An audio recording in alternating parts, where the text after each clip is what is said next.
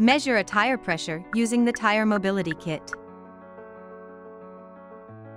Unscrew the inflator cap on the tire and connect the compressor hose on the kit to the inflator. Open the front trunk and remove the battery cover.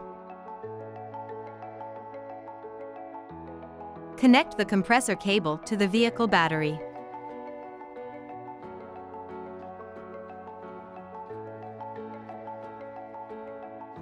Open the driver's door and check the recommended tire pressure. Start the car, run the compressor, and inflate the tire.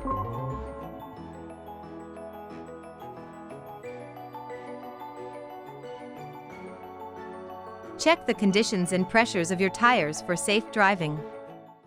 Kia, movement that inspires.